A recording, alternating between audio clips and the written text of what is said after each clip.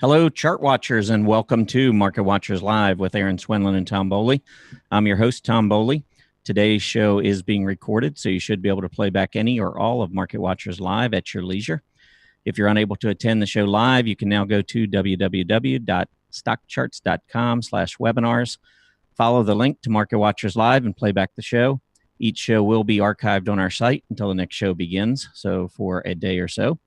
If you'd like to review an older program, you can now find those at our YouTube channel or on Facebook.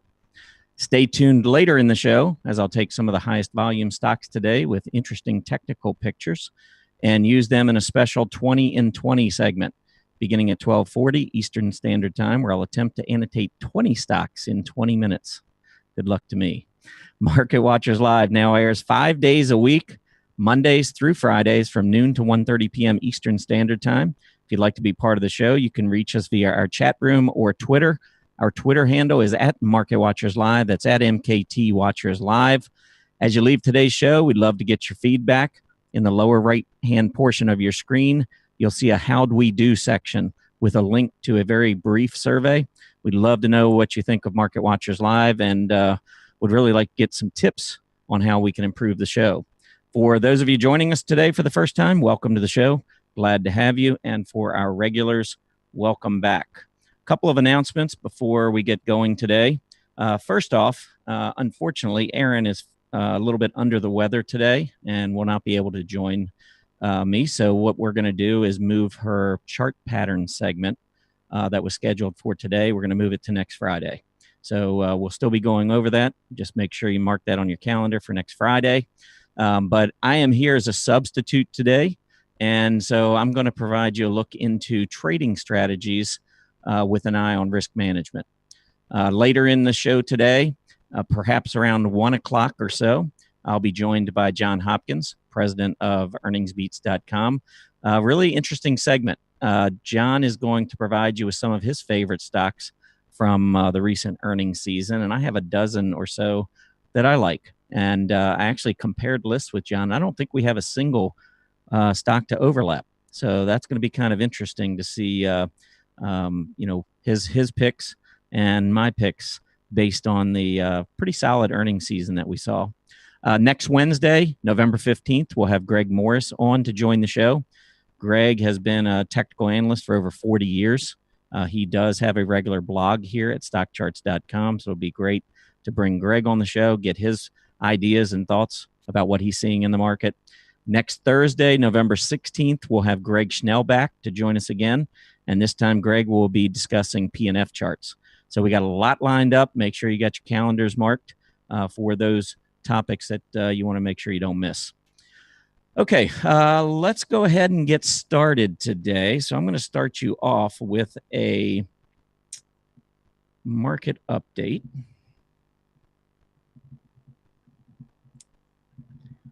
I am going solo today, so just have a little bit of patience, but you should see.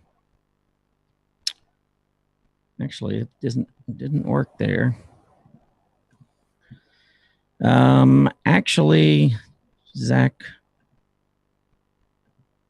it's telling me I can't share the screen while someone else is sharing. So there we go. Okay, I think everybody should have my screen up now. So let's go ahead and take a look at what's going on. Of course, yesterday the market was kind of rough. We did see a rebound, and as you can see, about midday yesterday, the Dow Jones made a pretty big rally. Today we're down again, but not nearly as low as yesterday, so I think that's a good thing. But let's go ahead and pull up the candle glance. I know that's what you're used to seeing some of these updates in. And this is actually a 2-month. This is the default here. But kind of looking at it from a longer-term perspective, you can see that the tests that we had yesterday of the rising 20-day moving average held. So it wasn't just, selling and then some buying. I think there was a lot of technical benefit to the rally that we saw yesterday. We were able to hold on to the rising 20-day. And that's important because we do have some negative divergences out there. So that'll be worth watching. One other development I think that's worth watching today is take a look at that 10-year Treasury yield. It is up about 5 or 6 basis points today. It's now up to 239. I'm going to pull that chart up for you real quick because I wanted to make sure that this 10-year Treasury yield held just below this 230 level. We actually turned right at about 230, and now we're trying to make another push back up toward 245. And the significance here is that when the yield is rising, it's telling us that money is rotating away from bonds. And that many times will find its way into the equity markets. So I always find it pretty comforting to see the 10-year Treasury yield starting to uptrend. And that is what we are seeing now. So just wanted to point that out specifically. I'm going to move this over from the 2 months. Let's go down to just a couple of days to give you a really narrow look here. And that's not what I wanted. Let's try this again.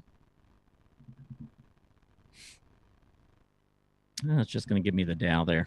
Let's go back and take a look then from a longer term perspective. One of the things I was watching was the dollar, which has been declining here just a bit, and notice that gold had been rising. But today, with the dollar down slightly, gold actually is falling back to the downside. So when we pull up the gold chart, you can see that we're still in a downtrend off of that high in September. We had this great breakout above a double top. Everything looked great. But when we came back down, we didn't hold that support level. And in fact, on the most recent bounce, we struggled to get back through it again on the second try. So I don't really like what's going on here with gold. And I think we're going to have to continue to watch the dollar. If the dollar continues to strengthen, as it has really off of that September low, notice that the dollar bottomed just as gold topped. So that is one of the correlations, inverse correlations, that's prevalent in the stock market. You need to be aware of, especially if you trade either the dollar or gold. The two tend to move opposite one another. Not every day, but over time, if the dollar is trending higher, generally speaking, you're going to see that gold price is trending lower. So a couple things there to think about. Let's take a look. First, there was economic news out today. The October consumer sentiment came in at 97.8. Market was expecting 100 even. So we came just a little bit short there. But as I was saying earlier, the 10-year Treasury yield, you would think maybe would pull back on that disappointing news, but instead we're moving higher. So I always like to pay attention to what's going on in the charts. And I think this is telling us that we really want to pay attention to the yield. And as it continues to move up, I would suspect we're going to see another rally in U.S. equities should this continue. A couple of news items today. First, the GWW, or the ticker symbol GWW. This is Grainger. You can see here, big breakout on Grainger to the upside, or trying to make this breakout. Look at the volume coming in. Grainger actually reaffirmed their guidance at Analyst Day today. So this was not an earnings report. The earnings report actually was right here, and we reversed off this downtrend. And so now with the analyst report coming out, or the analyst conference today, GWW reaffirmed that bullish guidance, and you can see continuing to move higher. What I find encouraging here is that we continue to bounce off this rising 20-day moving average. So technically, GWW is certainly trading a lot more bullishly now than it was even just a couple of months ago. So definitely keep an eye on Grainger. NVDA reported better than expected earnings, and you can see the huge gap up. Went down, tested that rising 20-day moving average, and NVIDIA has been one of those companies that you can pretty much count on with solid results. I saw the headline. I didn't really see the numbers, but I don't think I need to based on the fact that volume is coming in and it's breaking to another all-time high. NVIDIA continues to be one of the leaders in the market. A couple of downgrades and upgrades real quick. MRO was downgraded today. So this is Marathon Oil. But I think technically this stock has been on fire and continues to look extremely good technically. So the fact that it's getting a downgrade probably is going to set up some opportunities. That rising 20-day moving average was already a beautiful opportunity just about 3 weeks ago, maybe 2.5 weeks ago. And so continued weakness down to that level would be very interesting. So keep MRO on your radar. AAN, these are three stocks that got upgrades. AAN, which is Aaron, you can see the breakdown right here at about $38. And on this move up on the upgrade, we tested that falling 20-day moving average right at price resistance. I would be careful on this one. Notice the volume on the selling and the breakdown below price support. Very heavy volume. This looks to me like maybe the chart has changed its character from being more bullish to more bearish. So until I got back through, say, $38, I'd be really careful with AAN despite the upgrade. UBS. And I'm actually liking some of the banking stocks. UBS going sideways here. Got a little bit of a lift this morning, but technically, I think it's just trading in a pretty narrow range here in the near term. So the upgrade really doesn't do anything for me. I'm going to come back to another bank, though, in just a second that I really like. CVS also got an upgrade. But once again, look at the downtrend. Look at the massive volume coming in. I think this upgrade is actually setting up probably for a failed test at that declining 20-day moving average. The price breakdown occurred at about 72, and you've got the 20-day moving average at 71. So that is going to be like the wall of China, I think, trying to get through. I'm not into shorting stocks because we're in a bull market, but if we were in a bear market, that would be the kind of setup I would be looking for to go short. All right, I want to just give you one more stock. This is a banking stock, PNC Financial Services. I actually like this pullback. Volume was heavy, but notice as it was rising here, and I wrote about this in the Don't Ignore This Chart blog yesterday, but as we got prices going up, you can see the MACD was negative, sloping downward, and that just tells me that in the short term, stock probably is running out of gas, a little bit of slowing momentum to the upside, and sure enough, we got a pullback not only to test the 50-day moving average and to move that MACD back down closer to a centerline reset, but we're also testing price support. So it's really, and that's what I like to look at when I'm setting up trades, is I want multiple reasons to buy a stock or multiple reasons why others would buy the stock, because you're trying to anticipate future price movement based on the existing history. I mean, that's really what technical analysis is all about. So here was the prior highs, and maybe move that up just a tad. Here's the prior high back in August. Notice we made the move through, pretty good volume as we were making this move to the upside. Each of these pullbacks came right down and held at this area. And then yesterday we came down, closed just above, I'm going to call it maybe 131.5, 132. And now starting to turn back to the upside. I would look for a move back up here in PNC, perhaps to around that 138, 138.5 level with a fairly tight stop. If the stock gets much below 131, I'd be careful, especially if that volume that we've seen recently continues to pick up. So those are a couple stocks maybe to think about. I know I didn't go through the agenda. I don't have my partner with me today, so my bad. But I will do the market updates a couple times today. Do have a segment coming up that I wanted to replace. Just a replacement segment since Aaron couldn't join us today. And that segment is going to be trading strategies with an eye on risk management. So I want to go through a number of things that I think about when I'm trading, starting with the very big picture. So let me start off with a chart here. And this very first chart is just a long-term look at the S&P 500. But these are some things that I think it wouldn't hurt to be thinking about, and you may have a few others that you want to add to it. But the first thing I do is just take a big picture view. Do I want to be long or do I want to be short? And when I'm in the midst of an 8-9 year bull market going on 9 years, I'm not thinking bearishly at all. So it was like that CVS chart that I was showing earlier. Yeah, that chart looks horrible, but I'm not going to waste my time trying to short stocks in a bull market where I have so many opportunities on the long side. And I'm going to trust those positions a lot better. So first thing I would do is look at the big picture. Now, when you look at this, and this is truly a big picture, we go back to 1924 on the S&P 500.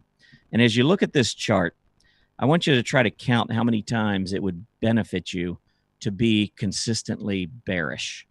There are periods, no doubt about it. We get pullbacks and uptrends. You can see back here from the 40s through the 60s, we had a huge rally in the stock market for about 20 years, maybe 25 years, before we finally settled down during the 1970s into the early 1980s. And yes, there were periods of pullbacks in here, and they look like they're very shallow, but a couple of this is a pullback right here last almost 2 years. So it's not like, these are just 1 or 2 day events. Keep in mind, this is a monthly chart that goes back almost 100 years. But my point here is, how much more difficult is it to find periods where the market's going down versus periods when the market is absolutely exploding to the upside? It's not just now. I mean, we look at now, we say, well, this is just not sustainable. We just keep going higher. We're into the 9th year of the bull market. It's got to end. Well, I want you to take a look at some of these other bull markets that lasted a whole lot longer. Now, at some point, yes, we will get a pullback similar to what we saw back in 2011, 2012, when we had this move back down. But since then, it's been straight up. And if you're trying to catch shorts in this market, good luck. It's very difficult to do. So when I look at this, I'm seeing sideways consolidation here for about 12 or 13 years, back in the probably late 60s, early 70s, all the way into the early 80s. And then finally, when we made the breakout, we had one pullback, and then we were off to the races for 20 years. Then once again, from 2000 to maybe 2013, we traded sideways. There was a lot of up and down in this period, but really for 13 years, the S&P 500, after this move to the upside in the late 90s, we went nowhere. So to me, that is a very solid basing period. And I even noticed that the second move down, or the last move down, cleared that prior low. Look what happened back in the earlier period, back in the 70s. Same type of situation. Looked like, wow, we're taking out this earlier low from 4 years ago. This is horrible, or 5 years ago. But really, that just set up the huge move to the upside. So I think that this period of sideways consolidation has ended. And I believe we're in a secular bull market. I expect that this is not the end, that at some point we will probably go through a brief bear market. I don't know when it's going to be. I try not to predict that unless my other signals are suggesting it. So I look at this chart, and the only thing that comes across to me right now is to be bullish. So I am only looking at longs. So the next step in this process is, okay, looking for longs, where do I want to consider putting my money? And there, I'm going to start looking at sectors. And I've talked about this recently, but just to give you a little refresher, one group that I absolutely have to continue to consider is technology. Not only do we continue to see technology performing very well, this is a 3-year weekly chart. The absolute prices continue to move up. MACD looks good. And on a relative basis, this group is outperforming the S&P 500 and has been for quite some time. So to ignore technology in the midst of a bull market, I think would be a big mistake.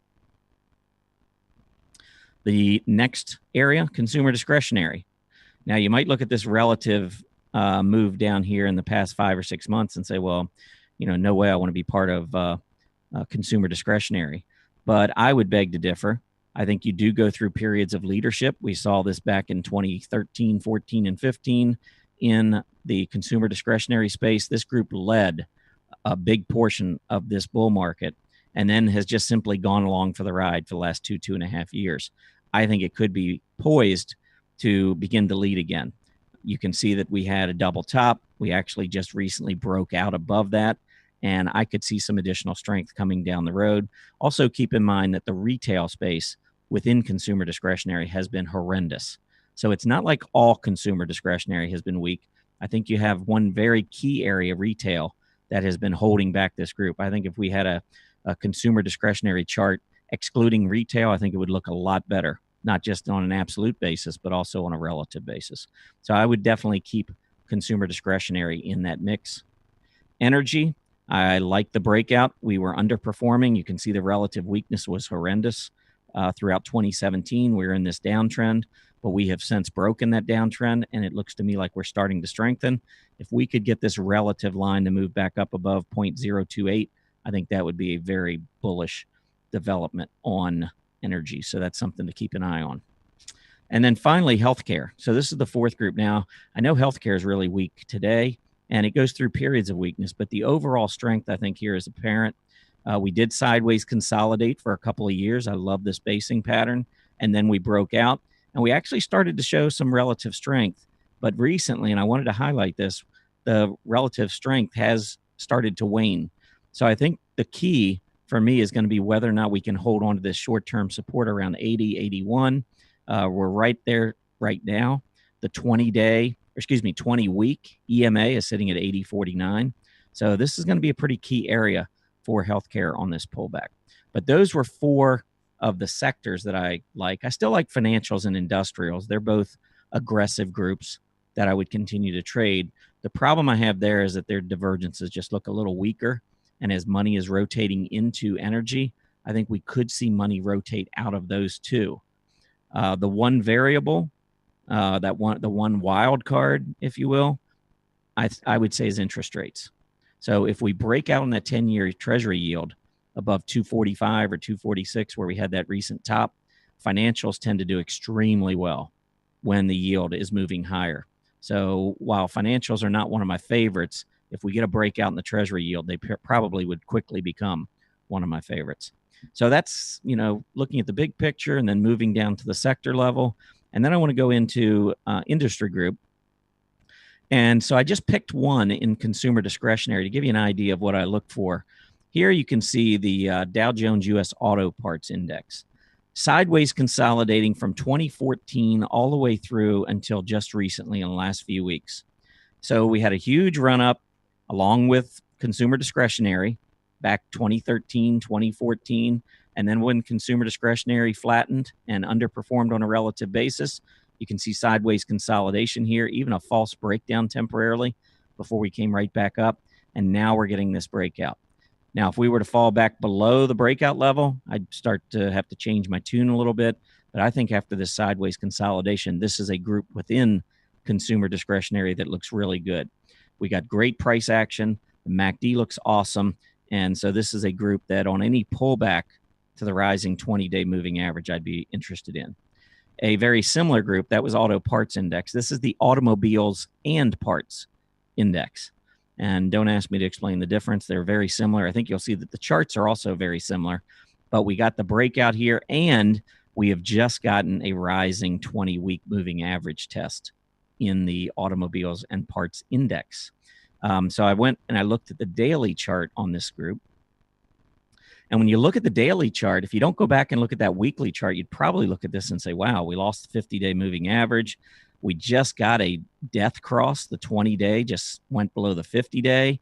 The MACD looks horrendous on the daily chart. Wow, this is a group I'd avoid. But again, if you go back and you take a look at the weekly chart, you'll see that all this daily chart weakness is actually setting up the longer chart much more bullishly. So it's kind of taking a big view picture, finding the areas you want to get into, and then, make sure you take a step back and look at the long-term picture. Look at that weekly chart in addition to the daily charts to see if you can find some areas of potential strength. All right, so that was going through the industry groups. So let's take a look now at individual stocks, some of the things that you would want to do. And I'm going to go through this as a trading example here in just a minute. But some of the things that you need to think about, number one, you need to use a chart list to what I would call stalk the stocks that you want to own. I think it's really important to organize your list to make sure that you're not forgetting something. I used to trade off of memory. I would see stocks, and if I didn't want to buy them that day, I'd say, wow, that stock really looks good, and I'd move on to the next one. And then I'd end up coming back to that other stock about a month later and seeing that it actually came back to support and bounced, but I didn't capture it in a chart list. And so, it wasn't in front of me, and I just forgot about it. And so the first thing I would say is that if you're really serious about trading and you're serious about trying to make money, is you want to do your homework and you want to plan for your trades. And that planning doesn't start the day you buy the stock. I think the planning comes when you first start to see the technical benefits of that particular chart. So I'm going to give you an example, because this is one that I actually bought recently. Well, I bought yesterday. And this one is not on my strong earnings chart list. I like to buy stocks that are performing really well on a not only on a technical basis, but also that have reported solid results, beating Wall Street estimates, top and bottom line. Every once in a while, I'll stray, and it usually costs me money. But this one, SLM Holding Corp, got my attention. I don't remember exactly where I was looking, but it got my attention because it was coming off of support, and it looked to me like it was trying to print a reversal after moving intraday below these two lows. So I could really set a tight stop. And so one thing you can do, because everybody trades different kinds of stocks. I like the strong earnings. Others might like 20-day tests. Some others might like, high volume, trend line breaks. It could be all kinds of different strategies. But what I would say is if you see a stock that appeals to you, like give this SLM as an example. Let's say I see it and I really like it, but I'm not going to trade it. One thing I can do is I can go up here and I can click this Save As button, and I can put it in any chart list I want. So I've got this chart list that I've set up today for this trading strategies and managing risk, and I can put in any number I want on it. But let me just put 20. That'll put it at the bottom of my list, and then I just add new. And now it is in this chart list. So if I pull up the stocks that I have in this particular chart list, you'll see it right here, SLM. So that's how quick it was. I literally was looking at a chart. I like it, save as, and I put it in the chart list. That chart list could be 20-day test. It could be whatever you want to call it. But when you see something, maybe it's approaching the 20-day, and if it hits it, you would buy it. Drop it right in. Very simple. Save as, put it in your 20-day folder, boom. Then you don't have to worry about forgetting it. You can go back and you can look at it each evening. If you're working during the day, maybe at the, later in the evening, you can take a quick glance. But that's one way to help your trading strategies evolve, is to begin thinking about trades long before you actually buy. And then once this chart is in my chart list, all I have to do is go down here and hit the annotate button. And this auto support resistance line, boom. This is what made me think about it, is that it came down. Look at it. It actually owes up light. We had a pretty decent volume on this reversal. Now, the problem I have, and I've already made notes to myself on this one, but there are a couple problems with this chart, and I'm not in this for the long. You can see that once we had this gap down on heavy volume, we have not been able to negotiate this declining 20-day moving average. So if I get 40 cents out of the stock, I'm going to be gone. But that's 4%. And if I can do it in a day or two, I'm going to be pretty happy. Now, to the downside, anything much down below this $10 level, or certainly $9.95 area, I'm going to be out of the stock. So I'm going to be keeping a pretty tight stop on this one as well. So that's just something that you can think about. But use the chart lists. If you're not a member at Stock Charts, you want to be one so that you can have these charts available and be able to store your charts. It's really an unbelievable tool. All right, so let's go back, and I'm going to pull up that chart on Polaris, and I'm going to get into it in a minute. I want to just say a couple other things first before we look at this chart. The first thing you have to do, everybody's different in terms of the risk that they're willing to take and the different types of stocks that they're willing to own. And I consider this to be your own risk profile. So, for instance, there are some who love to buy $1.50 stocks. And that's in their wheelhouse. They love the small caps. They love stocks that are low volume or low dollar stocks because of the feeling that they can move a lot faster. And they want that excitement. They want that quick return and that quick satisfaction. And that's fine. Some of you are going to like those kinds of stocks. Others of you probably can't sleep at night if you own a stock like that. And so I think the first thing you have to, discuss with yourself is your risk profile. You have to understand who you are and what stocks you can deal with and what trades you can deal with and which ones you can't. If you're buying a stock, or if you've been in stocks before and you literally can't stand the thought of waiting till the next day and to see whether or not your stock went up or down, your stomach's churning, it's probably not the right stock for you. And some can't buy stocks at all and really are much better, much more comfortable with ETFs, mutual funds. Everybody's risk tolerance is different. So you want to try to be honest with yourself on these,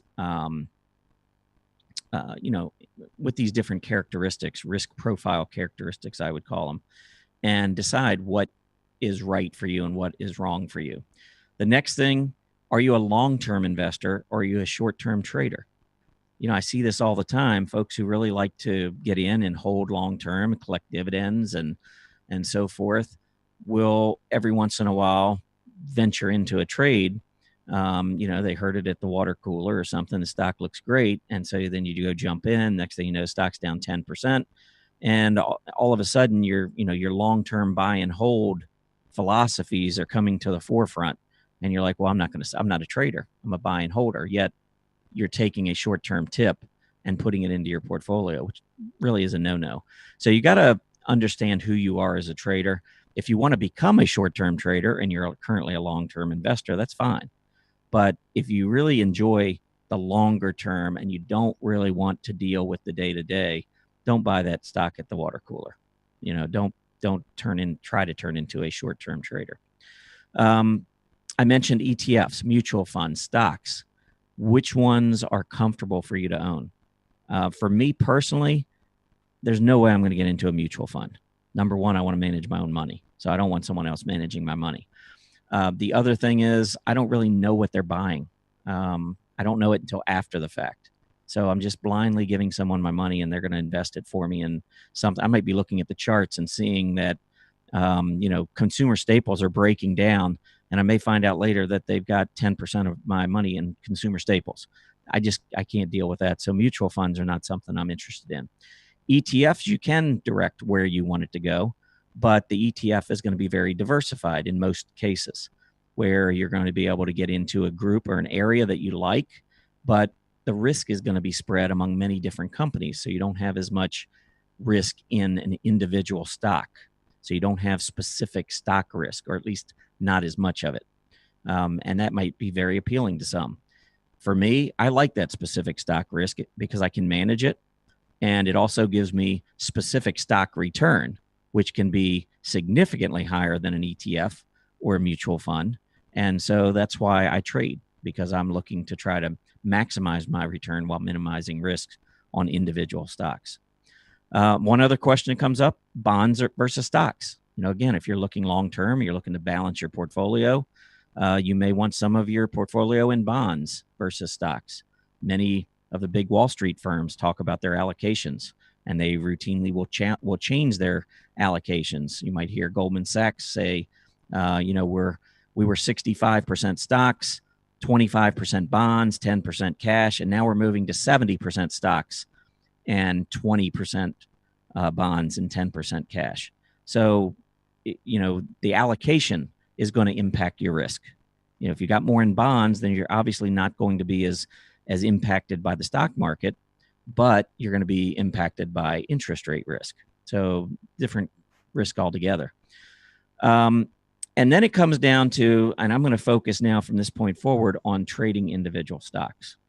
And so one of the questions that always comes up is, well, how do you manage your risk with individual stocks? How would I determine position size for an individual trade? And so forth. So what I did is this is where I want to get into this particular stock. This is Polaris. Mentioned recently that I just got into this one. So, and it's doing very well. Hopefully it'll continue. But here are a couple levels that I was thinking about. And I always talk about, before you get in, you got to know what it's going to take to get you out of a trade. I don't think it's a good idea to just fly by the seat of your pants in a trade after you get in, because your mind starts doing crazy things to you. You start thinking, well, that's all right that I lost that support level because I got the next support level. And so as long as that one doesn't go, I'm okay. Then next thing you know, that one's gone. And then you're looking for another one. You're just constantly changing your mind. And so the mind is a crazy thing. So when you go in, you really want to try to identify what you like about the chart, why you want to get in, where you would get out, why you would get out, and then where you would look to take profits if that trade works in your in your favor. So this particular scenario with Polaris, PII, these were some of the key things I thought about before I got in the trade. First, this was a stock that beat Wall Street estimates, top line and bottom line. So it's in my strong earnings list. So I'm just waiting here. I see it go up, and it went into my chart list, just like I was talking about earlier. I see a stock. I like the technical reaction. I know it beat top and bottom line earnings. It's going in my chart list, and I'm going to wait. And I'm going to have patience until it comes back to my price. I'm not going to pay what the market makers want me to pay or what everyone else wants me to chase. I'm going to wait and see if I can get it at my price. So Polaris, I put it in the list a couple weeks ago, and then you can see this slow movement down. And a couple of the areas that I like to consider buying stocks, especially these types of gap ups like this, the rising 20-day moving average and the top of gap support are two really keys to me. Well, notice first the gap support, top of gap support, 113.10. If I close below that level, I'm not going to wait for it to go all the way down to 108 or 107 or whatever the bottom of gap support is. That's $8, $7 or $8, or well, from 113 would only be maybe about $6.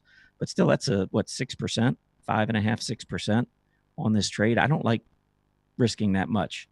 I like to try and find a stock when I think it is ready to make a turn. And if it doesn't turn, I get out. So here the stock moves all the way back down. I actually bought it on a 20-day test. My entry was at 114.98. So I didn't get it all the way down at gap support. Sometimes, if the 20-day was coming up underneath and was down around 113.50, then I would have waited a little bit longer. But a lot of times you'll see these stocks make their move off the 20-day. So when I looked at it, I said, okay, I've got the 20-day test at 114.98. My closing stop, and I use closing stops. That's a little riskier than an intraday stop. Well, they both have risks for their own reasons.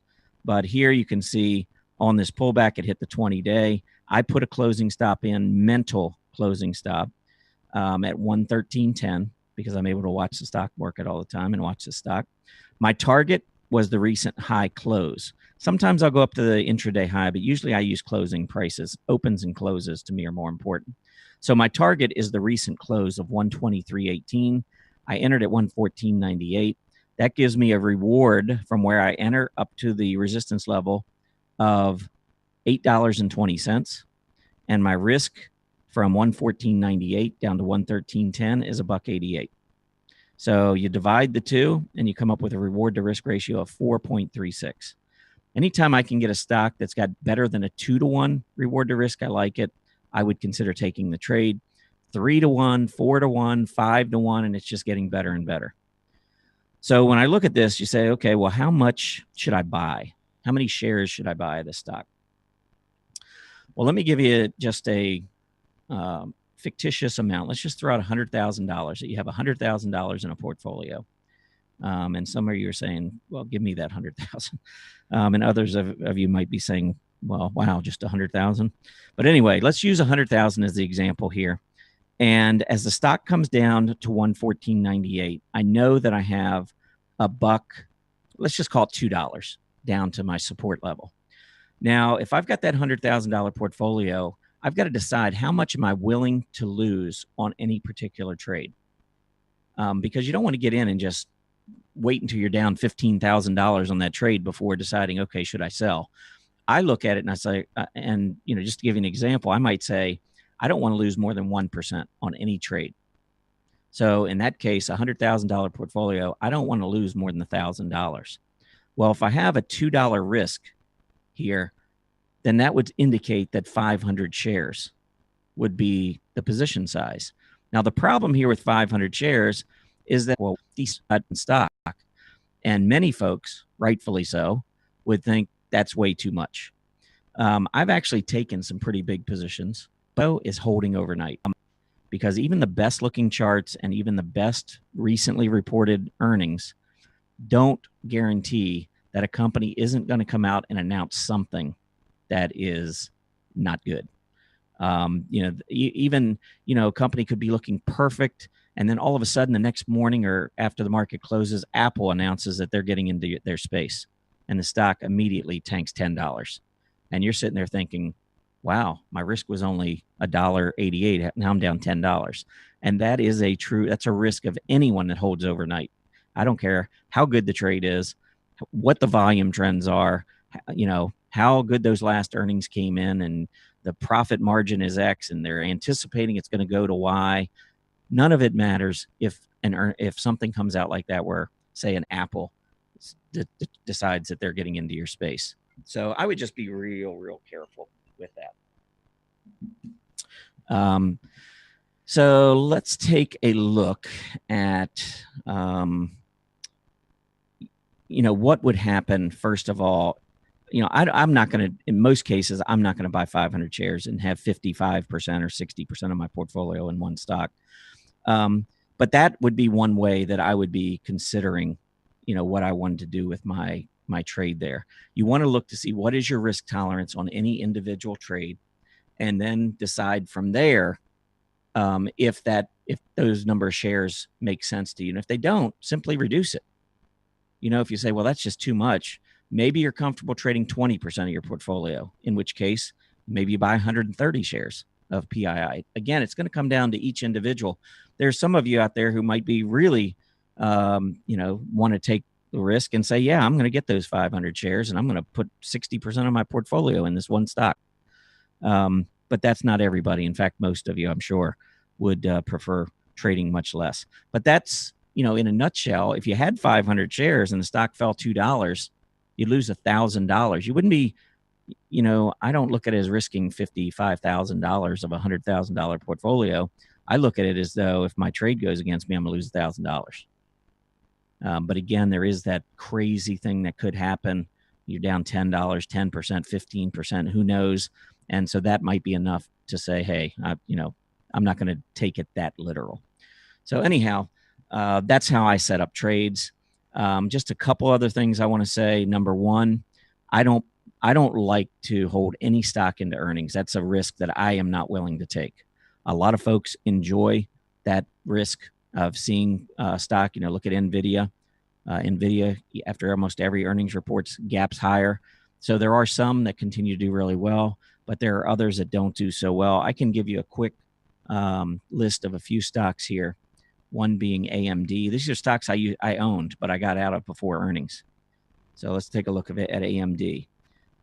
Here was the earnings. So I got out before earnings. It was over 14. I don't remember exactly where it was, but look at this drop after earnings. Once you're in and the next day you gap down to 13, that's where all of a sudden the emotions start coming into the trade. It's like, my gosh, now I'm down, 10%. Why didn't I get out? Okay, well, if I bounce back to the 20-day moving average, I'm going to get out. Well, of course, it just keeps going down. And so, again, then you start looking, well, it's down all the way down to 12 something now. I might as well wait for this price support level. Well, it goes down intraday. Are you going to hold? And then if it does, and you do hold and it comes back, you say, whoa, okay, that's good news. It held. And then the next day it gaps back down again. And so this is the mind games that you have to play. So I don't like holding into earnings. I just think that it's too much of a crapshoot. And bottom line, it's just too risky. These companies, I thought AMD was in a very bullish ascending triangle pattern, and they broke out of it to the downside with earnings. AAWW, very nice support. Look at this. And look at that hammer that printed right before earnings, holding support. Surely they're going to come out with great numbers. Boom, to the downside. Look at this stock for the last 4 trading days. Horrific. Now, and I'm showing you some of the worst case scenarios. Of course, there are some winners out there. Here's CINF. This was a property insurer that had for a period of time. Look at what happened with their earnings. Huge gap down and continuing move to the downside. CTLT had this one, did really well with it. Came out with its earnings. It's pulled all the way back down. It actually has lost the top of gap support even as it moves into a gap support zone. This one may reverse at some point, but again, don't want to hold into earnings. And the last one I was going to show you was EW, which was a really good trade for me. Actually, from here, hitting this support right in here, had a nice pre-earnings run up. And once again, look at the volume picking up as that pre-earnings run up was going. Surely this one's going to gap up. Somebody knows something. Yeah, they know that they're about to lose a bunch of money. Next day, big gap down. So again, it's just too much risk. And there I could show you, 5 or 6, 10, whatever, that have gapped up. The point is, do you want to put your money on red or black before earnings? Because to me, it's a roulette wheel. And some stocks do a little bit better, have a better history, reporting earnings and beating estimates. And if that's your rationale for holding those, that's fine. But there are a lot of stocks that do not do well after earnings. It could be that they beat top line, beat bottom line, but then lower their guidance. Or it could be that they're going to have problems with their margins going forward that they announce. It could be a host of things. So anyhow, I'd be real careful with that. A couple of final comments here. Number one, set goals and evaluate performance. I think that's really important. If you're getting into the stock market and you have no idea what you're trying to accomplish from trading, you're setting yourself up for failure. And furthermore, if you're trading results, if you're not evaluating performance and your trading results aren't even up to par with the S&P 500, then why not just put your money in the S&P 500? So you need to set goals, and hopefully those goals are to beat the S&P 500. If they're not, then again, I'm not sure why you're trading. And then finally, journalize. If you're struggling with trading, you should journalize because it will start to jump out at you what you're doing wrong. When you start seeing the losses mounting, it'll quickly tell you need to change something. So I would just journalize every trade, get in the habit. I mean, I kind of, I'm past that at this point. I don't journalize anymore, but I used to. And it really helped me focus on what it was that I was looking for in a trade. So definitely keep all of that in mind. All right, I'm going to go into the 20 and 20. So I'm going to try to do it in 20 and 15. Got a bunch of stocks here, though. And these stocks were all picked off of a high volume scan I ran at 10 o'clock this morning. So I ran it against all U.S. stocks. So I'm sorry for my Canadian friends. I didn't include all stocks. But I do have 20 stocks I think will be of interest. So let me get ready to annotate these for you. And I haven't looked at them since 10 o'clock either. So I have no idea whether they're continuing. Here's one, AYX. Now, would I be a buyer? Would I chase this stock? Of course not. But I do see that there was a lot of sideways consolidation in this stock over the past several months. And look at the volume coming in on this breakout. So this is a stock, and I don't know anything about it by the name. Maybe it's in the healthcare space. I don't know. But what I do know is we're getting a breakout on increasing volume, and we now have support down just below $24. So something to keep in mind. So this is one that if I saw, I might save to a list. Next up, ACBFF. Once again, sideways consolidation. This is Aurora Cannabis. This I know there was a question recently about this particular industry group, and this one looks kind of interesting. And if you had run this scan, by the way, if you had a history of running this scan, you would have seen this volume start to pick up 4 or 5 days ago on the breakout. So there was no, I mean, today, obviously the volumes continue to be strong, and that's why it's on my list today. But this could have been picked up on a breakout 4 or 5 days ago. So these high volume scans can be extremely helpful. Otherwise, how would you ever uncover a stock like this unless you were specifically looking for it?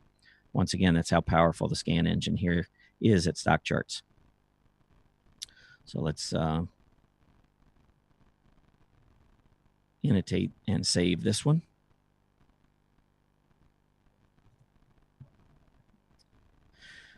Okay, so that's ACBFF. Keep in mind that while I'm going through here, while I'm trying to point out some interesting charts that are technically relevant, I'm also trying to show you how quick you can annotate and save these charts. It really is a cool feature at Stock Charts and can help you organize. So keep that in mind. It's not just about doing an analysis of the stocks. It's really about just checking out these features and how powerful they can be. All right, so next is GOOS. Another breakout. And once again, could have seen this volume and this breakout yesterday before today's 3.6% advance. But there was the prior. And notice, too, something that always grabs my attention. When I use candlesticks, you can see the closes and the opens. And notice that this one opened just above the prior high, open, or close.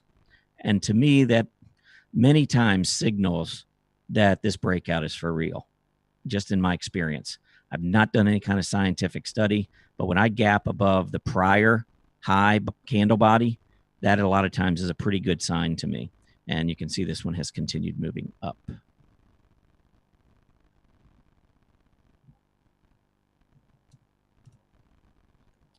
All right, next up, DDS. Now, this one, excuse me, broke a downtrend. This is Dillards, and it broke a downtrend line and did so in pretty big volume yesterday. So if I take a look here, I'm just going to kind of eyeball this. But you can see, you know, we're kind of in this wedge on the way down, but it's off of a downtrend. But it, you know, to me, any pattern, if you break, while you might be expecting it to break in one direction or the other, any break is a bullish one, especially when it could be bullish or bearish, depending on which direction it's breaking. But the volume is a key sign. So here we got a breakout of this downtrend line. And even though we're down today, I think a pullback anywhere down around 52.5, 53 would be kind of interesting on Dillards, given that it broke out of this downtrend line. Now, where could it go? Well, it's probably getting close already, but I would be looking at this candle body again, the high candle body after this gap down. So this is like a reaction high, what I call reaction high. And we got very close to it earlier today before pulling back.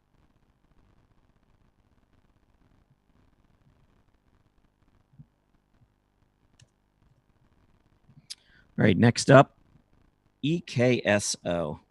This one's a little riskier. 1 second. And you may see why it's riskier, because it's $1.29. A number of you probably would just pass on this immediately, and I tend to pass on these as well. But I also know that there's some of you like these small stocks. So I think the key here, though, is that the downtrend line, the long-term downtrend line, is being broken, and it's being broken on very heavy volume. So I would definitely highlight that right there, and then I would simply save my chart.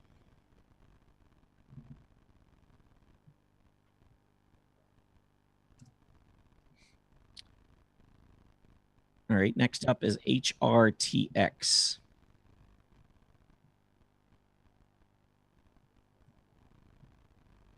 I'm going to have to pick up the pace. All right, HRTX, I'm just watching really to see whether or not we get this breakout. It's been consolidating for a while. So I think you can see right here is a really big level. It almost did it earlier today and it's backed off. But we've been trading in this range for a while. So low end of the range is a buy, upper end of the range is a sell. But notice we are trending above this 20-day moving average and the MACD is starting to look good. So a breakout here would be really bullish.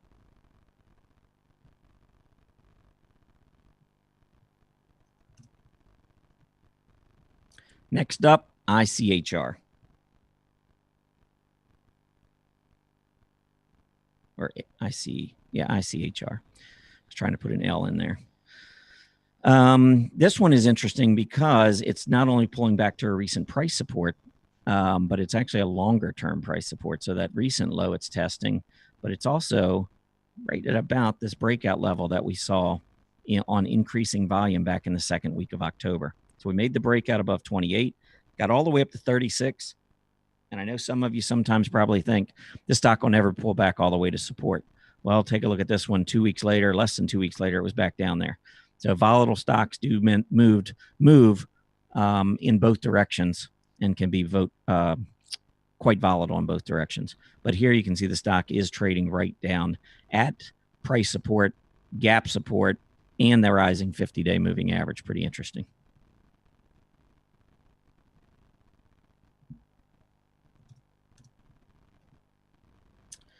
All right, next up, IMMU.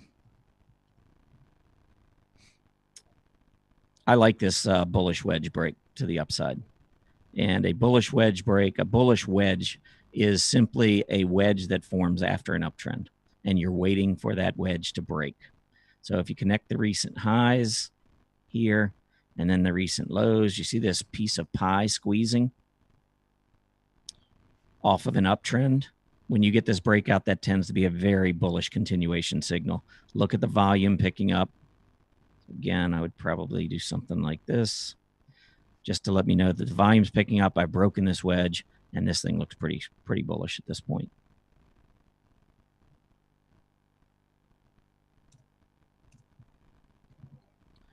JCI, Johnson Controls.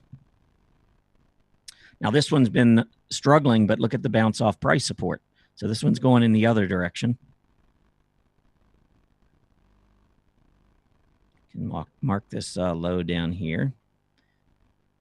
And notice that the tail went just a little bit below and then it's come back up. If you're playing a bottom, this is a stock that was at 40.5 2 days ago, and now it gets all the way down 36.5 today. So maybe just a little overdone in the short term, but a break below 36.5 would be bearish.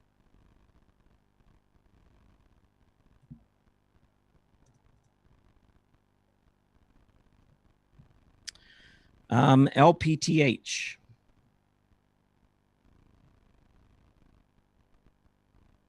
Yeah, this one I was watching to see if it was going to hold price support. So again, if I was saving, annotate the recent high, double top, actually really almost like a triple or quadruple top breakout. Look at the volume coming in on the breakout. and now we're coming back down. If we could somehow hold, and a really, really aggressive position would be to get in on this move and hope that it pulls or reverses. But if I did that, I'd keep a tight stop probably below today's intraday low. But a reversal here back above the 50 would be the first step. But if we could get back up above 325 or so, that would be a huge reversing candle for the stock.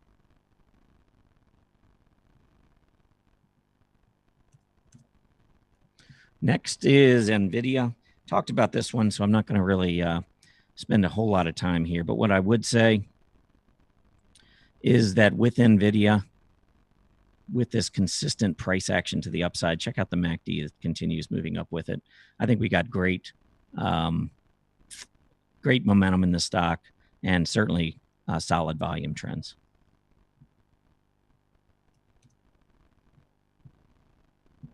Overstock, OSTK. Breakout yesterday. And I thought what was interesting on this one, just wanted to reiterate, is that notice with this breakout, look at the MACD, negative divergence, lower MACD, higher prices, potentially shooting star candle today, or at least a reversing candle where we broke out intraday. I usually like to see gap ups to have shooting stars, and we didn't gap up today. So maybe just call it, at this point, maybe a almost a gravestone doji with a long tail to the upside. But anyway, anytime you get these false breakouts, now it is still early in the day. We still got a few more hours, heavy volume. We could be back at the high of the day by the end of the day. So today will be an interesting situation to kind of keep an eye on. But what I would be careful about is assuming that you just go short because of a negative divergence, because we broke out yesterday with massive volume. That is not the sign of slowing momentum.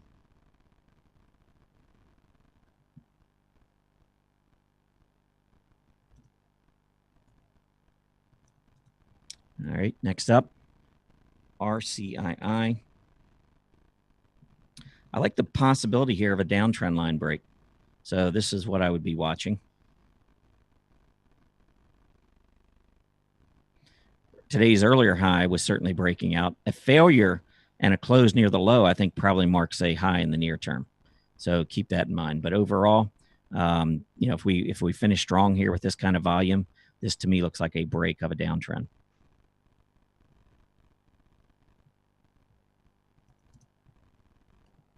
Next up is Sage, SAGE, Sage Therapeutics. Made a nice breakout yesterday. Pulled back for a little while, but it's now back near the high of the day.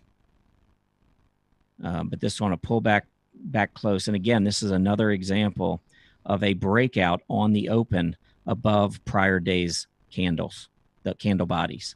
So we open just above and look at it continue up. Very, very solid volume.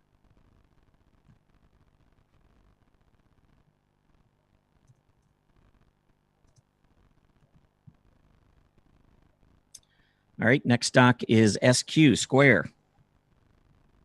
Just recently reported earnings, bounced off that 20-day moving average, continues to be an exceptional performer. And I would simply do the same thing I did with NVIDIA. I mean, this is one of the leaders out there.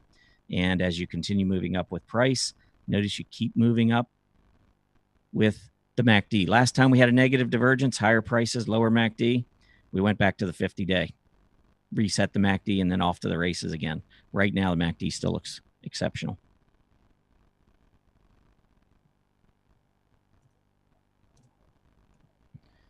SRTTI. The long-term downtrend here appears to me that it's ended. I don't like today's candle, so maybe we can get a pullback off of this. But what I would be looking at is just the fact, I mean, we could draw the line there. Maybe, probably there is better. But you can see there that this downtrend line has been broken, starting to move up. Look at the 20-day moving average. So any pullback to that rising 20-day, and especially if it got close to the price support, the area it just broke out, the 20-day and that level are about the same. So if we got a quick pullback down close to $3, someone who has a really high risk tolerance and likes these small stocks might be interested.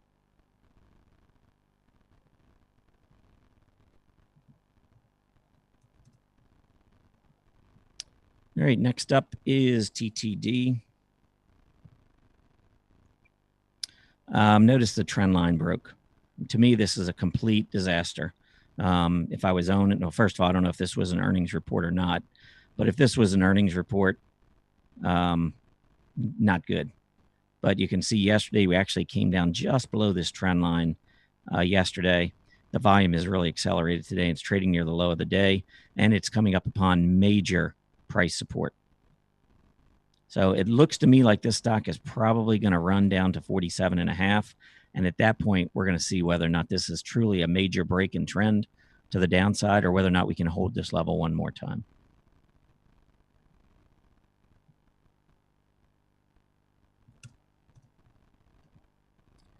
All right, three, or actually four more. No, three more.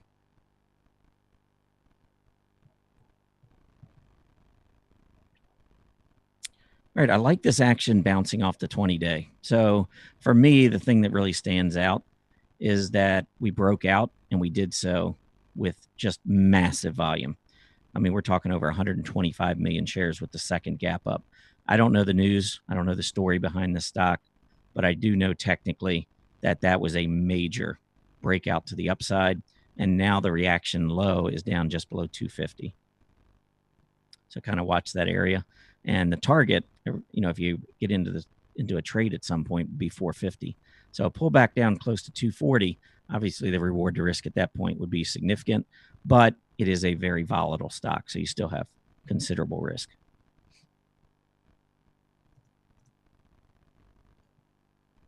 All right, two more. First one, UEC, and this is the Uranium Energy Corp. I don't trust this. The reason I pulled this one up is I wouldn't trade this stock just because it seems like you can never trust the move. Here, look at the volume that came in here and this breakout over these tops. And we went a little bit further, then right back down we went. I mean, that to me would have suggested that this downtrend is over and we're going to start trending higher, which we did for about 3 weeks, and then quickly right back down to the downside.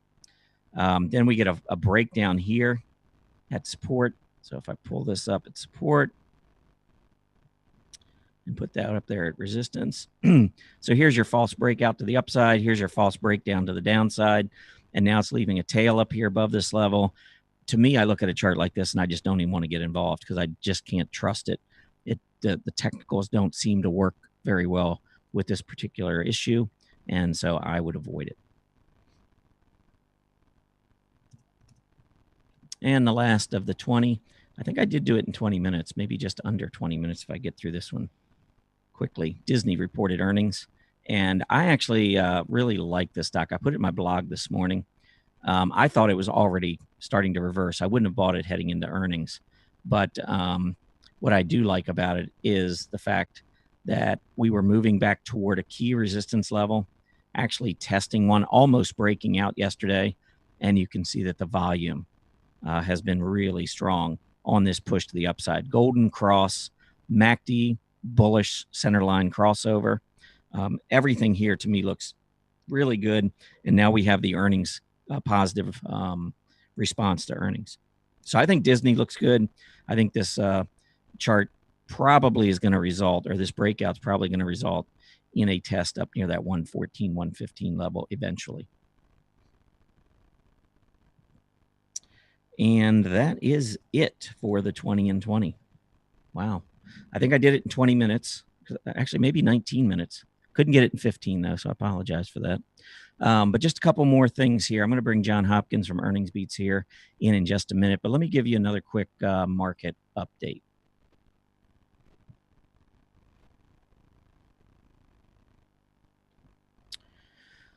Okay, so with the market update, you can see the Dow Jones down 58. We really haven't done much. Apparently, everybody is watching Market Watchers live, and they're not trading right now because we haven't really seen a whole lot of action in the market since we started. We can also just click here, get the NASDAQ, which almost got above break even. Now it's starting to pull back again a little bit. And the S&P 500 also just not really big losses. And considering how overbought we were and the fact that we saw some selling finally yesterday for the first time in a while, this little bit of selling to me is very well contained and probably is just going to continue to meander here before we make another push to the upside. And I think that money coming out of bonds is likely to help here as well. A couple of things looking at the scooters. You can pull this up, set this up so that you have the technical rankings. I've got large cap, mid cap, and small cap set up. I'm going to go ahead and bring up the mid cap. And the way I'm going to do it is to pull up the candle glance, because this will give me a very quick and dirty analysis of these stocks that are making big moves in terms of their scooter rank, and just to identify potentially anything that might grab my attention. So when I look at these real quickly, I see, first of all, Lionsgate making a pretty big volume move off of this downtrend. So it looks to me like it's broken out pretty significantly. And then PHI looks like it's making a breakout. Those are two. NWS is already a little bit overbought, but these two kind of stand out to me. So I would pull them up and look at them individually. And here you can see we had a prior uptrend. We had a channel in play, and now the volume is coming back in as it makes this breakout. So I would expect maybe we'll see some resistance around 32 and then maybe pull back. The PHI was the other one that I wanted to take a look at. And you can see here that the recent high around 34 is being challenged. But I probably wouldn't consider taking a position here, because when I look down, I see that the volume tends to be very light. In fact, throughout 2017, the highest volume day was 300,000 shares. That was the highest. And many of these days are well under 100,000, only 29,000 shares today. So while it's interesting to look at the price chart, this is not a stock that I would be interested in buying, because I like to see more liquidity in a stock than we're seeing here with PHI. So that's it for a very brief market update. Not really a whole lot going on, so I don't think we missed a whole lot earlier.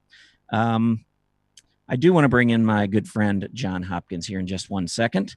This earnings spotlight is brought to you by earningsbeats.com. Earningsbeats.com provides a unique stock trading service that provides its members with high reward to high risk trading candidates. Unlike other trading services, earningsbeats.com focuses on companies that combine both solid fundamentals and strong technical charts to best manage risk. If you're looking for a trading service that utilizes patience, trading experience, and discipline to help you navigate the stock market, go to earningsbeats.com for a trial membership. Earningsbeats.com, better timing, better trades. Mr. Hopkins, are you with me? I'm with you. How are you doing today? A little busy. Yeah, you just whipping through those stocks. I could hear you. I'm missing my partner today, so yeah, hopefully she's feeling better. And I'm just trying to get through several things. But, you talk a lot about risk, managing risk at Earnings Beats. And actually, I just went through a scenario, went through a segment where I talked a lot about trading strategies with an eye on managing risk. I mean, that's a big part of trading, and a part that's overlooked by many folks. They just buy a stock, they hear it at the water cooler and jump in, and then when they're down 15%, try to figure out what they want to do. So obviously, many folks out there may not realize this, but I actually came to stock charts from InvestEd Central /earningsbeats.com. That's right. Where you and I together created earningsbeats.com, and I continue to trade strong earning stocks. And I know that our lists are very, very similar. Oh, and we got a bunch of stocks that we want to go over. So I thought maybe what I would do is, rather than beat around the bush here, is we're about 3 weeks into the earnings season. Yes. 4 weeks. And it's winding down. Yeah. And hundreds of companies, thousands of companies have reported. And I know you've poured over a lot of those reports, and I have as well, and the charts. So why don't you give me your top 10 or 12 that, some of these that are really standing out to you or have stood out to you? I will do that. And just, for people who are new to Earnings Beats, our formula is simple, Tom. We wait for companies to report earnings. We scan the market to find those who beat the top and bottom line, and they become and can become what we call our candidate tracker. And the candidate tracker is our way of keeping track of these stocks and waiting for them to pull back to strategic levels and then getting involved. And I'm going to start with one we jumped into today, which is Oshkosh, right? And Oshkosh, OSK, this is a stock you can see that, really made a great run, going back all the way to June. just steady as steady. Mm-hmm. Got a little overbought. Okay, you can see the blue mountains down below. Got the Himalayas there. It went for a while. Overbought. Very patient. I've been keeping an eye on this thing, and I saw that yesterday. It tested the 50-day for the first time in a long time. Watched it today, and I said this is the time to get involved. So I issued a trade alert out to the members with a price target of 89. You can see up there. And a stop of any close below the 50-day. So that basically gave us about a 4-to-1 reward to risk ratio. I love those. Mm-hmm. We can get 4-to-1, 5-to-1. These are the kinds of stocks that we look for. So OSK, I love the way it looks here. I think it's going to go higher. Yeah, the other thing that's interesting too, and I talk about this a lot, is that when you get these stocks in uptrends, and this one clearly broke out of sideways consolidation and has been uptrending. One of the things that I also like, in addition to price support, moving average support, so forth, is watching this RSI. And when it gets down into the 40s, zeroes in on that 40 level, a lot of times that coincides with some major, bottoms or short-term bottoms that make it pretty conducive for traders. So yeah. I would agree with you. I think this one looks pretty good. Close back below that 50-day, especially on heavy volume, would make me think that we're probably going to go back to test this breakout level, and I certainly wouldn't want to hold it that long. Here's another one we got involved in very recently, SKX. Skechers, yeah, they had a huge report. Skechers. Look at that huge report. Yep. We got patient. We waited for it to come down to the 20, got involved right there with a tight stop of any close below the 20-day. And you can see that, it's reacted, just wonderfully. And I think we're going to get a couple more bucks out of this one. Yeah, this is a perfect example of managing risk that I was talking about before, because when I look at a stock, I think, okay, where might it come back to and where might it hold? And I think when you look at this sideways consolidation and this prior price resistance, this becomes support. It gaps up above it, comes down, tests that support level, and then just simply explodes to the upside. And this recent move to the downside, think about not just the risk management discussion that I just had for everybody out there, but also think about back to the candlesticks that I talked about a couple of weeks ago, and look at that reversing hammer that came right off basically the 20-day moving average. And the 20-day was also coming up in the middle of this key gap support zone. So there was all kinds of things coming together on this one. Great trade. Another one, SSTK. This is a stock I've been keeping my eye on. Look at that. Well, you'll see in a minute. Great move on great gap up, right? Yep. Waited for it to pull back. We got involved, with pretty close to the 20-day. And it's just, continued to go up very nicely for us. I think it's got a shot potentially to that 200-day, which is 41.12. So maybe another couple of bucks. We kept a tight stop on it. Every one of these, Tom, you can see the pattern. They report earnings. They skyrocket up. They pull back orderly. We wait and be patient. We look for minimum 2-to-1. I'd say 3-to-1 really.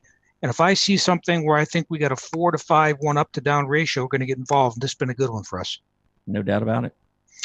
Okay, here's another one, PETS, P-E-T-S, that we're involved in. And this one, I love the way just you're consolidating here. And continues to hold key levels. I think it's got some more room to run here. And it's so far off that high, 45. I think if it gets a little bit of juice going here, this thing could really go a lot higher. Yeah, and a lot of times when these stocks pull back after a big gap up like that, and that was a shooting star candle, by the way, so I would have expected this one to pull back. And it did. It actually went a little bit below gap support, but as it moves back, because it came down so quickly, if it could negotiate that 37.5 level when you're not far away, it would seem like maybe the technical buyer step back in again. There's a few more. General Motors. I've been watching this thing like crazy. And boy, it came right back, to the 50-day, patient for a couple of days. Literally got involved in this one about 2 days ago. Got a price target up at 45. We had a stop of any close below the 50. So when we got involved, we were probably, 20, 30 cents away from the 50-day, which is 41, say, call it 42, right? and a price target of 45, you can do the calculation, of the reward to risk. So we were going to give it maybe 30 cents to the downside, and I think it had a chance, to go up $3. That's a 10 to 1. Yep. Needs to negotiate this 20-day moving average. It does. Low it on heavy volume, but that would be the next sign of strength, because it went right up there almost and tested it earlier today. It's at the 43.12 level, and the stock got as high as 43. So breakout above 43, especially with some volume coming in. I expect it's going to happen. I mean, this was a parabolic move here in General Motors, for General Motors anyway, after sideways consolidating for months. And so it had reason for pause. I mean, you talked about the Himalayas earlier. I think this is, I don't know which mountain this is. It's a pretty sizable Mount Everest. Yeah, that could be Mount Everest right there. But notice again the pullback. Look at the RSI right down to 40, and now it's starting to turn back up with price just as we're getting a reset. That was the other thing here: negative divergence, lower MACD, higher price. So it didn't hold the 20, went all the way down to the 50, reset, and now it looks like it's trying to make a move back to the upside. But I'm going to brag here because I beat you into GM by about 2 days. I think I was in 4 days ago. Yeah, no, I think it was a great call, and I think GM's definitely, especially the market settles down a little bit. I think it's got plenty of room to. Now I want to go over a couple of others here, because everybody quite often, Tom, what happens is that people see a chart and they say, I'm going to get involved in this stock into the earnings reports, and a company reports earnings, and they get killed, and they sit there shaking their head. And I want to pull up a couple of stocks just to show the flip side. And one is Red Robin Gourmet, RRGB. They reported earnings the other day. Now, if you take a look at the stock, the way it was kind of making a nice move, so recovering some. Wasn't quite back at the May highs, but it was making a nice move. And, didn't look too bad there. But then they reported earnings, and the stock went from $70 down to $47.50. Yeah. Now, if you sat there and you bought that stock, let's say you bought that stock in September when it started its rise, right? 57.5. Made a great move for you. It's taken, 2 months to get there. And you're licking your chops and rubbing your hands together. So I'm going to get score on this thing. You get involved in the stock, and you get absolutely creamed, and you're cringing. It's why we don't hold stocks into earnings reports. They're fantastic when they hit, but if they don't hit. May was good. May was good. Okay. But it's a crapshoot. 50-50. That's what I was talking about earlier. Again, it can go in both directions. I can only tell you that it's not 50-50 with me. If I hold it, it goes down. It goes the other way. Right. I've got quite a track record. So yeah. Anyways, I don't really need to show anymore. It's just it's only to warn people that the concept of waiting for a company report, they pull back nicely. Traders, Tom, are attracted to strong stocks. So if you have a stock that reports great earnings, ultimately people are going to turn to those stocks, especially when the markets may be struggling a little bit. So yeah, that's the whole concept here. Well, let me ask you, because I kind of teased everybody talking about we were going to throw some charts up here that look good, but we're waiting, Yeah, I got a few of those too. Okay, why don't you fire them off and I'll pull them up here. Let's pull up EVRI. All right. Here's the stock that I think is again has the potential to move higher. I might even be a little more patient on this one. I think it's possible that this stock for sure could pull back to the 20-day at least, and the 20 days at 8 1/4 or so. Got some nice gaps there as well. Right there, so I'm going to be patient on this one and get involved, and I can keep a tight stop on it. And if I can get involved around 8 1/4 or so, and it reverses, I think this thing has a chance to get back, to 8.88. Let's call it even 9. So I think you got a chance at a 10% pop here with a tight stop. Yep. What else you got? All right, let's pull up EXAS. That's Exact Sciences. All right. I'm not seeing it. There you go. It's coming. Now this one just, it's made a tremendous move. I'm going to be patient on this one. I'm not going to chase it, but it's made a really, it's just been all year. It's looked good. Mm-hmm. I'd love to see this thing get back to about $55 or so. Yeah, and you need to see somebody's got to come down off the Alps. Yeah, come down off the Alps. Let me give you another one. IDTI. Just one or two more. Okay. Look at this. Look at this monster. Yep, I agree. Okay, just absolutely taken off. I'm waiting for like 31, 31.50, in that range, and I think that you'll get a lot of excitement if it pulls back to that level. Yep, rising 20-day and gap support both in just below 31. All right, let's pull up one more, Trex, TREX, and see what that looks like.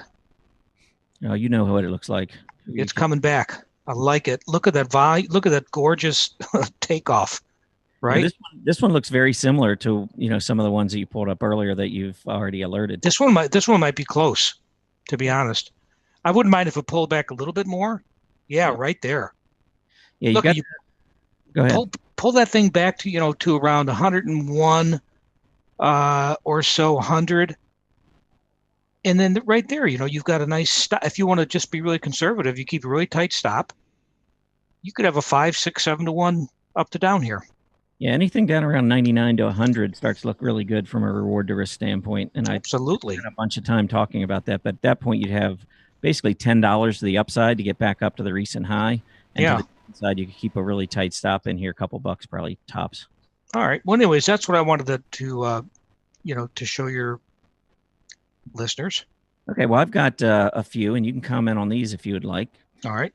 But one of them, and I wrote about this stock a couple months ago, or maybe a month ago, talking about how the end of the year tends to be really bullish for this stock, Akamai. Mm-hmm.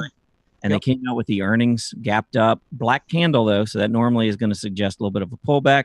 We came all the way back down to gap support and that rising 20-day, and now we're moved back up. So I think Akamai looks good. I'm going to go through these pretty quickly, but share any comments that you have. Yeah, well, especially if that one closes over 200, it'd be powerful. Yeah, right there. Yep, because it hasn't been able to do that yet. So. No. FLIR, Fleur. Look at the volume come in with the earnings, huge move. But we got the Adirondacks. Oh yeah, right here. So we got to wait for somebody to fall off that mountain. But yeah, 20-day test probably is still going to be pretty good. MACD starting to roll over, so maybe get a little bit more selling going in here. Mm-hmm. The next one we already talked about GM. I won't pull that one up. But let's pull up LII. This is Lennox. Look at this move right back down. Actually, this one might be an entry for me before the end of the day. Mm-hmm. But I love the gap support and the rising 20-day. So those are the two things that I tend to look for. So on this one, right there is that gap up right here. Look at the volume and the buying. Mm-hmm. Stock ran from 185 to over 200 in 2 days. And now here it is working its way down. We've come off the mountain, getting down close to 50. And I would say the current, 20-day moving average, which is at 188, it looks like. And then the gap support's around 185. This is a pretty interesting area for accumulation into LII. And let me pull up maybe two more. Let's see what else I had on this list here. Well, PII I talked about earlier. Oh, yeah. That looks great. Really good. I had SKX on my list, but you already went over that. How about VFC? Mm-hmm. And this was our what would you do on the other day. And I love when the stock pulls back down to this gap support right here and hits that rising 20-day moving average. You can see basically hit both, and it is continuing. I like it. And it's also, this is worth pointing out too, it's doing well in the face of a market that is not doing so well this week. So that's the beauty of getting these stocks near support is a lot of times you think, well, if the market goes down, it's going to lose support.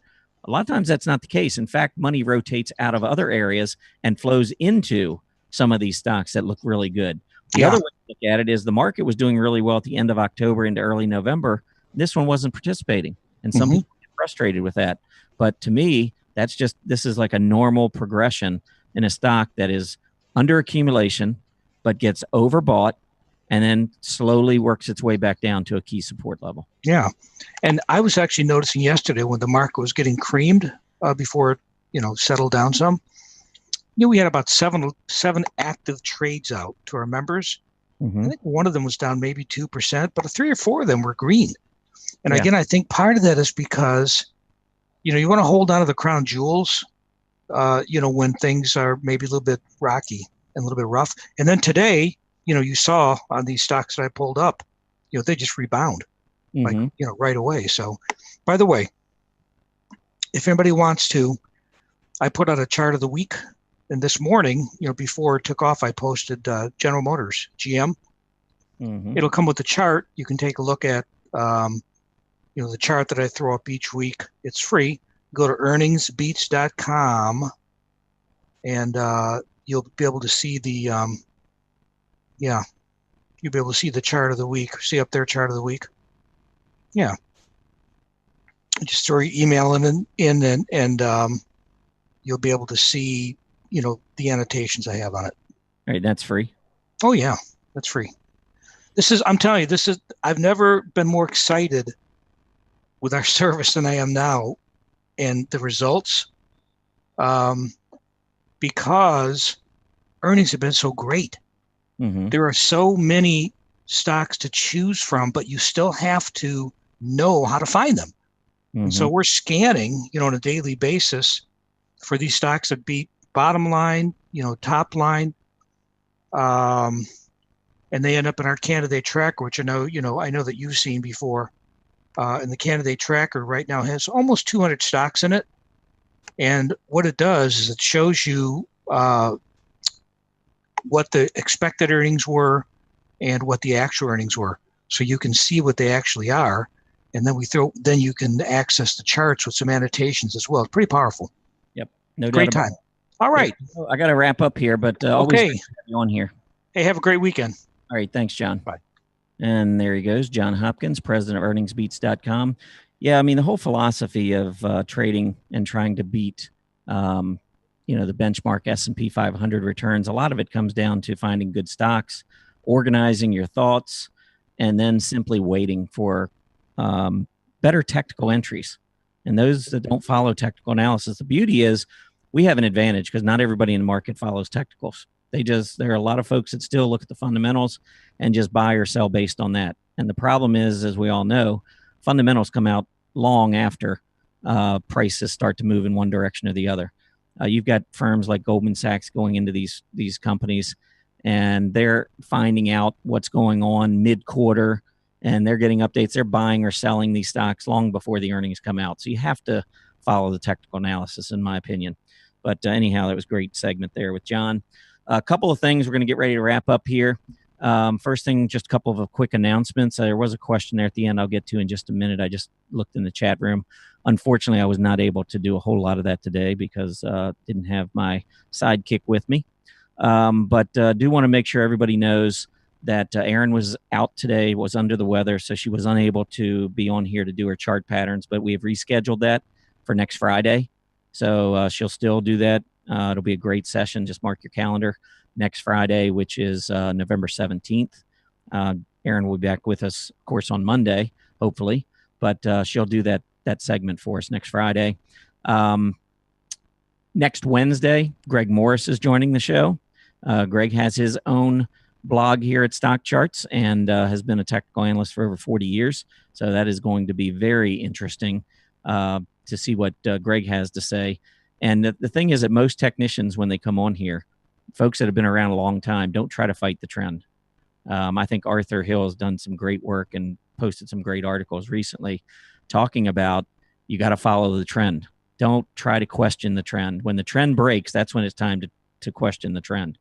But anyway, it'll be great having Greg on here, Greg Morris on here next Wednesday, November 15th.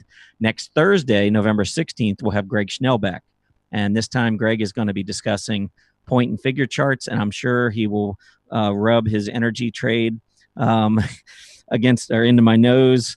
He definitely made a great call a couple months ago. That's way too early for me. I need to see breakouts. I need to see a lot of things starting to happen technically. But Greg wrote an article. I was looking for it the other day, but he wrote a great article a couple months ago talking about don't fall asleep on energy.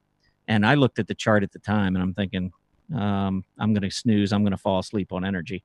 But it turned out he was absolutely correct, and energy exploded to the upside. And so I'm sure he's going to be on to talk and give us an update on what he sees with energy as well next Thursday. So looking forward to all of those shows.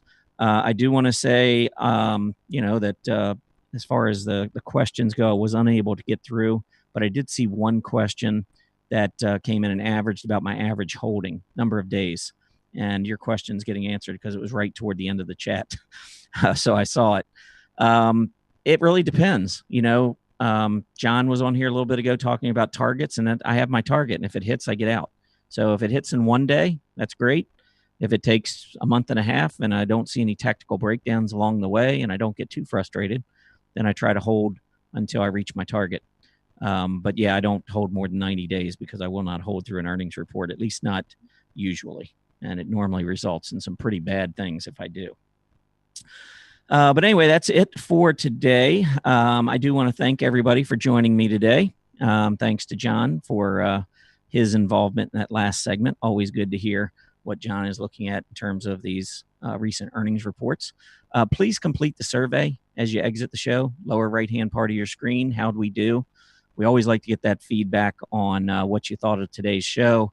And also, especially with a segment on the risk management, I'd love to hear what you thought of that. And again, Erin will be back to do chart patterns next week if you missed it. Or if you missed her, because obviously she wasn't in today. As a reminder, Market Watchers Live now airs 5 days a week, Mondays through Fridays, from noon to 1:30 p.m. Eastern Standard Time. Have a great Friday afternoon, everybody. Be back on Monday. Take care.